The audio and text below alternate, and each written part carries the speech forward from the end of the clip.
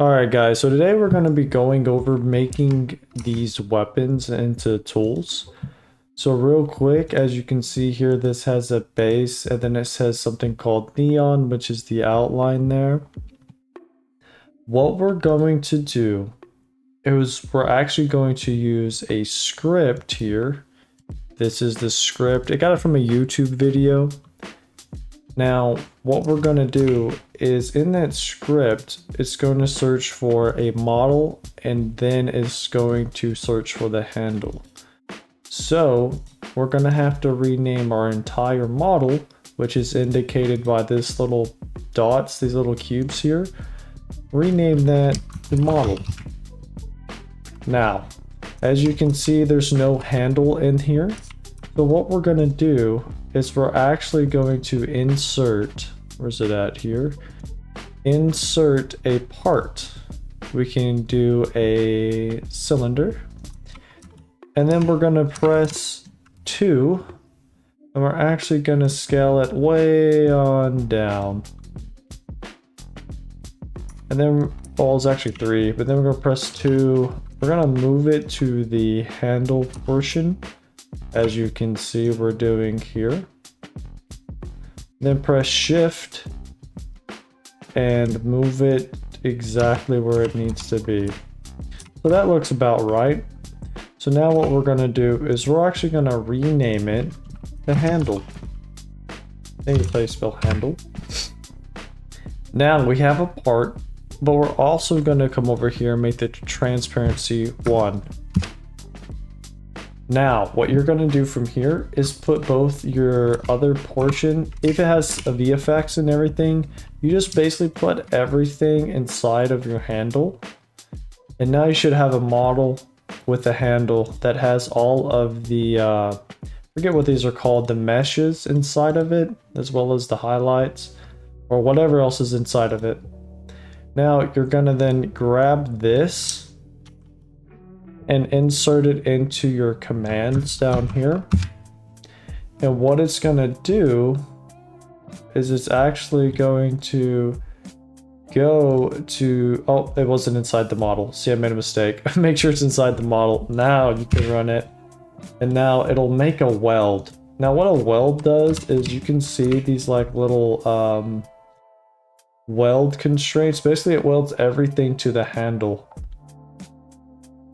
And once you do that, guys, it's very easy going forward. But then going to simply add a tool. So type up here, type up your tool. And now you're going to drag the handle inside of the tool.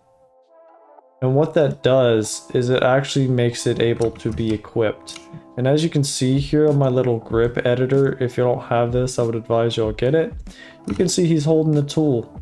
Now you can go inside of the tool properties and do pivot, but it's extremely hard to do. I don't recommend it. Instead, use this grip editor tool. It's not that expensive. I don't remember how much I paid for it, but it's very easy and you can just rotate the sword. Oops, little overdid it. Oh man, see, edit tool. Rotate it, go back down 5 or up 5, yep. And you can also move it by pressing 2. You can see you can move it just at the right position. Let's get it like right there. That'll work. There we go. And now you see, now we have a tool.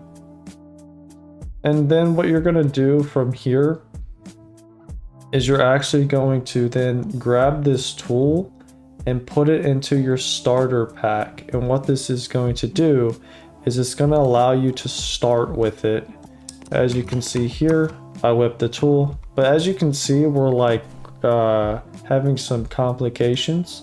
And the reason for that is because the tool is, if you look up here, inside of the handle, inside of the properties, they are going to be anchored.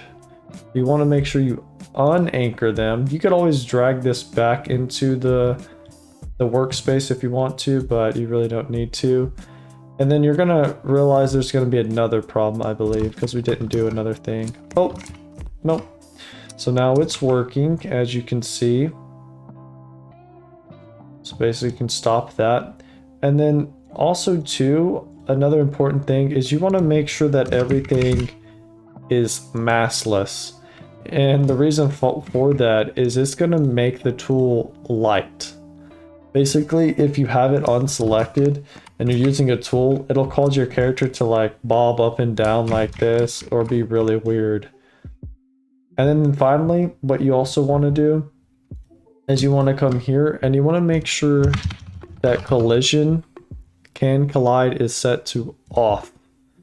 Because if it's on, whenever you're running around with it and like going, as you can see, it can go through people now, but it's really annoying to have it on because whenever you're running into stuff like this, it will just be like really wonky, or if you're trying to run underneath things, it'll be really wonky. But yeah, that's basically it. Now you've made your tool and you can utilize it.